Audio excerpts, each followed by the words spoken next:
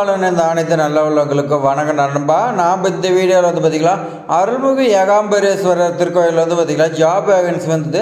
அதை பற்றின டீட்டெயில்ஸ் எல்லாமே நம்ம சேனல் வீடியோவாக இருக்குது. இந்த வீடியோ பார்த்தீங்கன்னா அப்ளை பண்ணுறதுக்கு நிறைய பேர் தெரியலன்னு சொன்னீங்க. அவங்களுக்காக பார்த்தீங்கன்னா இந்த வீடியோ மேக் பண்ணி போடுறேன் நண்பா. இது மாதிரி நல்ல நல்ல ஜாப்ஸ் எல்லாமே பார்த்தீங்கன்னா தொடர்ந்து வந்துகிட்டே இருக்குது நண்பா. ஆனால் பார்த்தீங்கன்னா நீங்கள் மிஸ் பண்ணிடுறீங்க. மிஸ் பண்ணக்கூடாதுன்னு நம்ம சேனலை சப்ஸ்கிரைப் பண்ணி வைங்க நண்பா.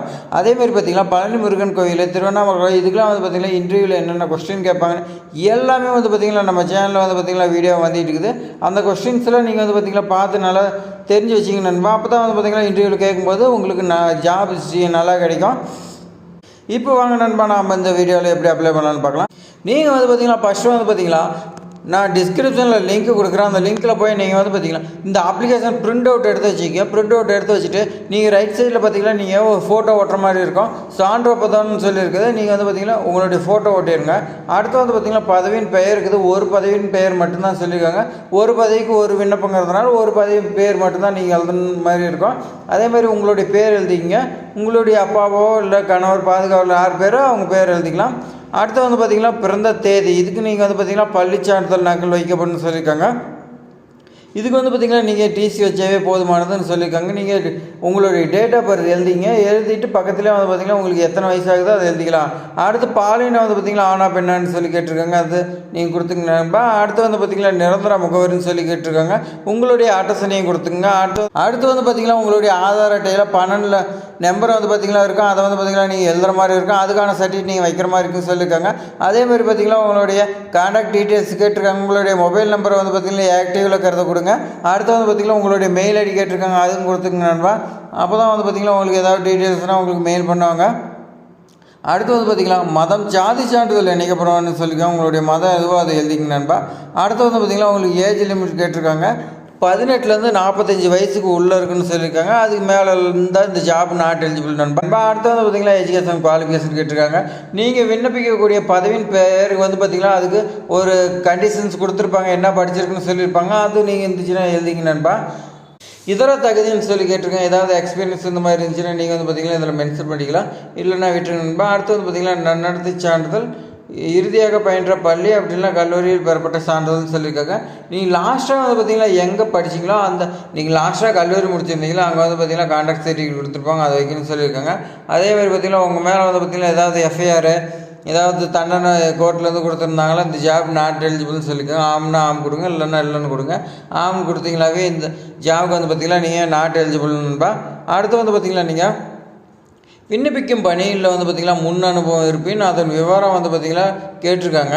நீங்கள் பார்த்திங்கன்னா இந்த ஜாப் அப்ளை பண்ணிங்களா, நீங்கள் ஏதாவது எக்ஸ்பீரியன்ஸ் இருந்தால் இதில் எழுதுன்னு சொல்லியிருக்காங்க. இதர தகுதிங்கிறது நீங்கள் பார்த்திங்கன்னா உங்களுக்கு எக்ஸ்ட்ரா ஏதாவது கம்ப்யூட்டர் கோர்ஸ் இந்த மாதிரி ஏதாவது எக்ஸ்ட்ரா இருந்துச்சுன்னா நீங்கள் மென்ஷன் பண்ணிக்கலாம். இதில் பார்த்திங்கன்னா இந்த நீங்கள் அப்ளை பண்ணுறீங்களா அதுக்கான பதவிக்கு மட்டும் நீங்கள் ஏதாவது ஒர்க் பண்ணியிருக்கீங்களான்னு கேட்குறாங்க. அது இருந்துச்சுன்னா நீங்கள் சான்றிதழ் வைக்கணும்னு சொல்லியிருக்காங்க. அடுத்து பார்த்திங்கன்னா உறுதிமொழி கேட்டிருக்காங்க. உங்களுடைய பேர், அப்பா பேர் எழுதிட்டு நீங்கள் பார்த்திங்கன்னா இது ஃபுல்லாக ரீட் பண்ணி நீங்கள் சைன் பண்ணுற மாதிரி இருக்கும். நீங்கள் எல்லா நான் மேலே கொடுத்துக்கிற எல்லா தகவலும் பார்த்திங்கன்னா சரி, ஏதாவது தவறு தெரிஞ்சாவோ பணியில் இருக்கும்போது எப்போ வேணாலும் என் மேலே பார்த்திங்கன்னா குற்ற நடவடிக்கை எடுக்கலாம்னு சொல்லி பார்த்திங்கன்னா சம்மதிக்கிறேன்னு நீங்கள் சைன் பண்ணணும். சைன் பண்ணி நண்பா. அடுத்தது பார்த்திங்கன்னா லெஃப்ட் சைடில் 4 இடம்னு சொல்லி கொடுத்துருக்காங்க. நீங்கள் போட்டுருங்க. அடுத்தது பார்த்திங்கன்னா இந்த அப்ளிகேஷனோடு நீங்கள் எது இணைக்கணும்னு சொல்லியிருக்காங்க. நீங்கள் ஃபஸ்ட்டு பார்த்திங்கன்னா பிறந்த தேதி சரிபார்க்க பள்ளி சான்றிதழ் சொல்லியிருக்காங்க.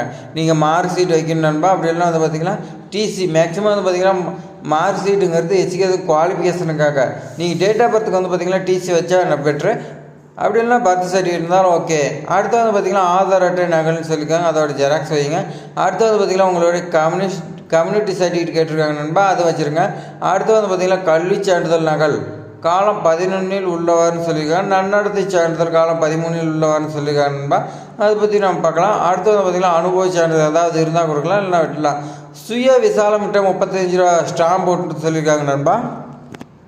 இதில் பார்த்திங்கன்னா நீங்கள் அட்டஸ்டேட் பார்த்திங்கன்னா க்ரீனுங்க போடக்கூடிய கவர்மெண்ட் கெஜெட் ஆஃபீஸர்கிட்ட சைன் வாங்குற மாதிரி இருக்கும் நண்பா. நீங்கள் இந்த ஜாப் அப்ளை பண்ணுறதுக்கு ஃபஸ்ட்டு 2 கவர் வாங்க நண்பா. ஒன்று A4 சீட் உள்ளே வைக்கிற மாதிரி ஒரு கவரும், அடுத்து பார்த்திங்கன்னா அந்த A4 சீட்டை மடித்து உள்ளே போடுற மாதிரி இன்னொரு கவர் வாங்க நண்பா.